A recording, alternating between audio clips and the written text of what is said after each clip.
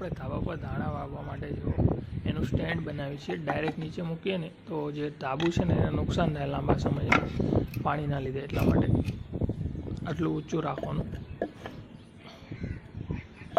થોડું પાટિયાનું સેટિંગ કરી લેવું. બસ આટલી જગ્યામાં આમ તો ટપ આવી જશે, નકર પછી મોટા પાટિયા તો છે ને અત્યારે નાના જ છે, મોટું એક પાટિયું છે તો બસ આવી ગયું કમ્પ્લીટ. પણ આ પાટિયા ઉલરી ના જાય એ જોવું પડશે, ચેક કરી લઈએ આપણે વજન રાખીને ઉપર. પાટિયા તો કમ્પ્લીટ છે પણ પાછળનું પાટિયું રહ્યું ને થોડુંક હલે છે, આ ઈડાગવાળું છે. આગળનું તો કમ્પ્લીટ આવી ગયું છે, પાછળનું થોડુંક વાંધો છે, એને ઊંધું કરી નાખો. બસ હવે કમ્પ્લીટ થઈ ગયું. તો આપણે આપણું ટપ રાખીને જોઈએ જેમાં આપણે દાણા વાવવાના છે. ટપ તો કમ્પ્લીટ આવી ગયું.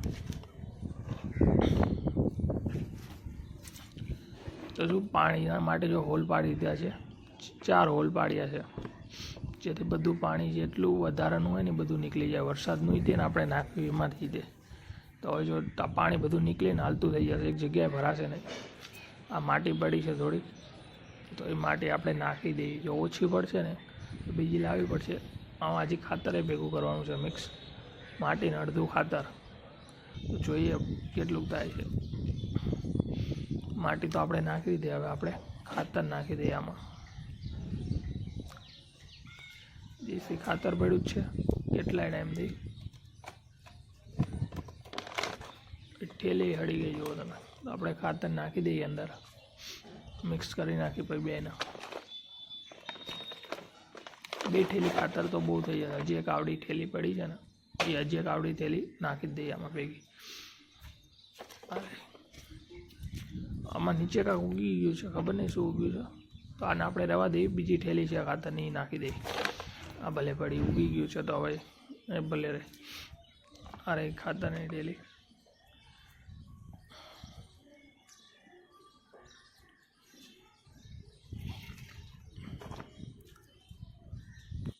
તો જો મેં બધી માટી 2 હાથથી મસ્ત ખાતરને માટી ઝીણી અને મિક્સ કરી નાખી છે. હવે તમે જુઓ કેટલું લેવલિંગ થઈ ગયું એકદમ. હવે આમાં કાંઈ વાંધો આવશે નહીં લગભગ. તો મિક્સ કરી નાખી જાઓ જો ફૂલ ખાતર અને માટીને. અને જે મોટા મોટા ખાતર હતા ને એને થોડા હાથથી ઝીણું કરી નાખ્યું છે. લીલું થઈ ગયું છે એના કારણ ખાંડી જ નાખવાનું હતું. મેં કીધું વરસાદ સારો આવે છે 2-3 દીથી તો વાવી દઈએ ધાણા. જો તમે એકદમ લેવલમાં થઈ ગયું છે. ધાણા માટે છે ને આટલું તો બહુ થઈ ગયું. એના મૂળિયા બહુ ઊંડા ન જાય, કેમ કે ઉપરથી જ થવાના છે એટલા માટે. માટીમાં કાંઈ કચરું હોય ને તો કાઢી નાખવાનું. બસ હવે ચોખ્ખી કરી નાખવાની. ખાતર નાખો એટલું સારું. 20%-30% જેટલું ખાતર ઉમેરી નાખવાનું. તમારા પાસે વધારે ખાતર હોય તો 50%, અડધું ખાતર અડધી માટી. તો આપણે હાથ ધોઈને પછી ધાણા નાખી દઈએ આમાં.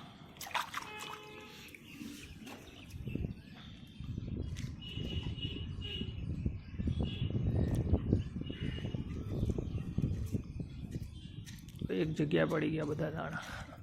વધારે એને આપણે અલગ કરી નાખી નાખા. પાછા અહીંયા કેટલાય ઉગશે ને અમુક જગ્યાએ કાંઈ ઉગશે જ નહીં. થોડા થોડા છૂટા કરી નાખે. હજી તો પાણીના ઘણા બધા છૂટા થઈ જશે ઓટોમેટિક. દરરોજ પાણી પડશે ને, વરસાદનું છાંટા પડશે એના લીધે ઘણી જગ્યા બદલાઈ જશે. બધું છૂટા છૂટા રાખી તો સારું. એમ એક જ જગ્યાએ બધા હોય નહીં કરતા. તો આપણે દાણા નાખી જાવ. આપણે આમાં એકાદ ટપ પાણી નાખી દઈએ. પાણી એક જગ્યાએ સીધું ઉપર નહીં નાખવાનું, નકર છે બધા દાણા એક બાજુ વયા જાય. સ્ટાર્ટિંગમાં પાણી નાખવામાં ધ્યાન રાખવાનું, જેટલું બને એટલું ધીમે નાખવાનું.